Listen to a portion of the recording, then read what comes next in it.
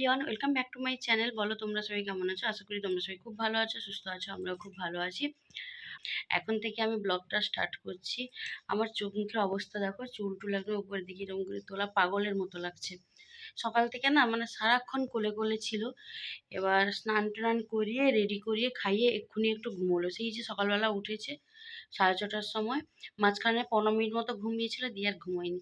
এই ঘুম করালাম, দিয়ে আমি এখন যাব স্নানে। নিজেরও ঠিকমতো খাওয়া দাওয়াও হয়নি, সকালবেলা অল্প একটু ওটস খেয়েছিলাম, কিছু খাওয়া দাওয়া হয়নি। তাড়াতাড়ি স্নান করে কিছু খাবো। আর এত মাথা যন্ত্রণা করছে কি বলবো। এখন এমনভাবে এক একটা দিন কাটে, কোনো কোনো দিন তো মানে বাথরুমে যাওয়া হয় না, তারপর স্নান হয় না, সেই কখন মানে অনেক দেরি করে স্নান হয়। এবার মানে যা তা পুরো একদম মানে জানি না কবে এই সব থেকে বেরিয়ে একটু বড় হলে আশা করি এইরকম কাটবে না। তো এরপরে যে যখন স্কুল খুলে যাবে কিভাবে যে ওকে সামলাবো আমি জানি না, কিভাবে কি করব। তারপরে সামনে বিয়ে বাড়ি, অন্নপ্রাশন, মানে আমার ভাবলেই যেন টেনশন হয়ে যায়। আর তারপর বাড়িতেও একটা অনুষ্ঠান আছে কিছুদিন পর, সেটাও তোমরা জানতে পারবে। তো সব মিলিয়ে যেন বিশাল হেডেক, কি হবে জানি না। তো যাই হোক, চলো অনেক বক বক করছি, যাই এখন। এই যে আমি যে কথা বলছি তাতেই সাড়া দিয়ে দিচ্ছি। তো যাই এখন স্নান টান করে নিই, দিয়ে তোমাদের সঙ্গে আবার কথা বলছি। আমি স্নান করে আসতে না আসতেই আর একজন ঘুম থেকে উঠে পড়েছে, তাই আমি কোলে নিয়ে মাকে বললাম, মা বিছানাটা একটু রেডি করে দাও। কারণ সকালবেলা বিছানা ঝাড়া হয়নি, ওই জন্য মাকে বললাম ঝেড়ে দিতে। মা এখন সুন্দর করে বেড কভার চেঞ্জ করে সব ঝেড়ে মুছে পরিষ্কার করে দিয়েছে। এবার আরেকজনকে দেখো।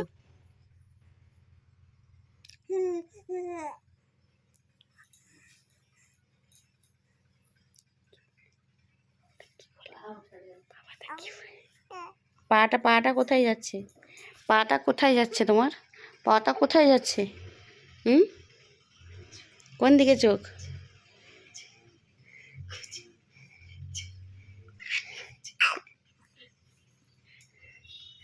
কেউ কিছু বললেই মোটামুটি শুরু হয়ে গেল, কেউ কিছু বললেই শুরু হয়ে গেল। ভ্যাকসিনের ব্যথাটা কমেছে? এখনও তো খোলা আছে। হুম, ভ্যাকসিনের ব্যথাটা কমেছে, এখন আর কোনো ভ্যাকসিন নেই। আবার 9 মাসের হলে ভ্যাকসিন। এখন তুমি এখন 2-3 মাস এখন আরামে থাকো।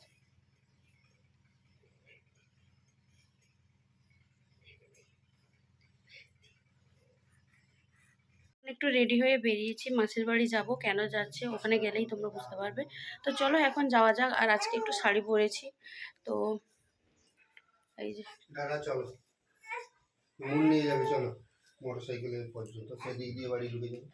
হঠাৎ করেই মাসি ফোন করলো মাসির বাড়ি যাওয়ার জন্য, ওই জন্য আমি শাড়ি পরে রেডি হলাম। কেন বলো তো? কারণ ওই দিন ছিল শিব চতুর্দশী।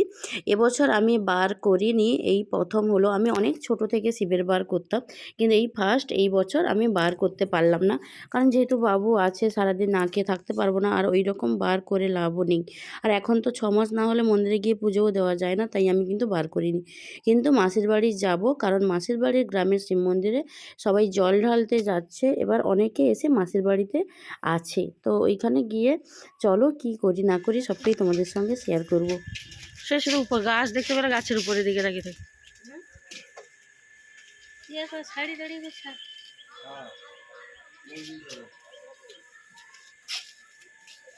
মাসির বাড়িতে এসেই দেখো বসে গেছিলাম ফল কাটতে, কারণ যারা জল ঢালতে যাচ্ছে তো ওদেরকে ফল দেওয়া হবে। তো এই প্রথমবার এইরকম করে দেওয়া হচ্ছে, এর আগে কোনোদিন দেওয়া হয়নি। তো এই জন্যেই মাসি আমাকে সকালবেলা ফোন করছিল যে তাড়াতাড়ি করে আসবি, আমার বাড়িতে অনেকজন আছে। মানে ওই ভোর রাতের দিকে জল নিয়ে এসে মাসির বাড়িতে কিছুজন ছিল, 60 জন মতো, তারপর আরও অন্যান্য জায়গায় আছে। তারপরে একসঙ্গে বিকেলবেলা সবাই যাবে লাইন করে। তো ওই কারণে সবার জন্য ফলের ব্যবস্থা করা হয়েছিল, অল্প অল্প করে যেমন পেরেছে। তো ওই ফলগুলো কেটে সুন্দর করে ওই প্যাকেটের মধ্যে করে নিয়েছিলাম, তো ওটাই দেওয়া হবে। তারপর এদিকে দেখো সবাই বাঁক রেখে বাড়িতে রেস্ট নিচ্ছিল, তারপরে সবাই যাবে। তো চলো এখন যাওয়ার সময়ও হয়ে গেছে। এখন এখানে অনেকজন দাঁড়িয়েছিল, অনেকজন ছিল, আর বাবু ওইদিকে ঘুমোচ্ছে। আমি বেরিয়ে এসেছি, দিয়ে ভাবছি ও এত আওয়াজ হচ্ছিল তো, বক্স তারপর ওই বাজনা এইসব হচ্ছিল, ভাবছিলাম ও ঘুম থেকে না উঠে পড়ে। আর সত্যি সত্যি তাই হয়েছে, ও বক্সের আওয়াজে ঘুম থেকে উঠে পড়েছে আর আমরা বুঝতেও পারিনি, এত কান্না করেছে 15 মিনিট মতো। তো তারপরে ওকে আবার নিয়ে আসা হয়েছিল। তো এইদিকে দেখো এই রাস্তা দিয়ে যে যাচ্ছে, তো ওদেরকে এইভাবেই দেওয়া হচ্ছিলো। অনেকেই প্যাকেট নেয়নি, কারণ ওই দিন অনেকে তো অঞ্জলি দেবে, স্নান করে জল তুলেছে, ওই জন্য খাবে না, না খেয়েই আছে পুরো। তো যাই হোক, সবাই খুব এনজয় করছিল।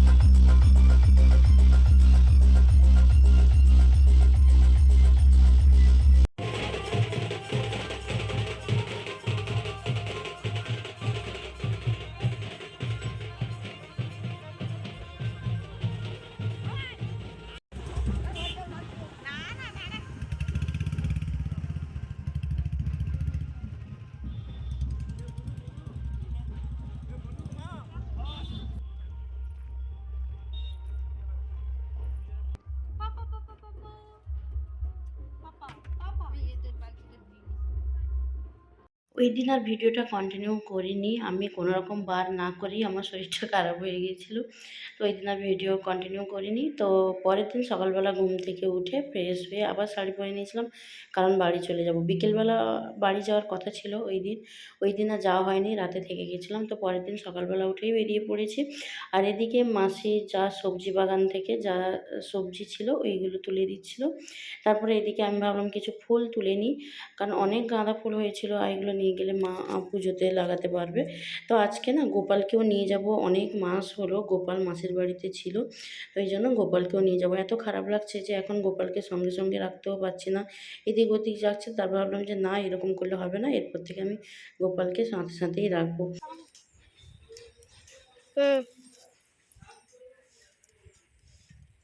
যত গাঁদা ফুল ছিল তুলে নিচ্ছি, শীতকাল চলে গেছে, বেশ অনেক ফুল হয়েছে।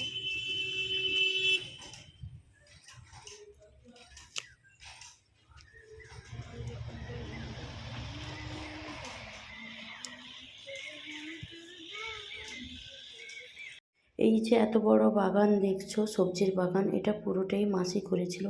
এখনো পর্যন্ত আমার মাসি অনেক খাটাখাটনি করতে পারে। আর এবছর শীতে এত সবজি খাইয়েছে, পালং শাক থেকে শুরু করে এমন কোনো সবজি নেই যে বাদ দিয়েছে।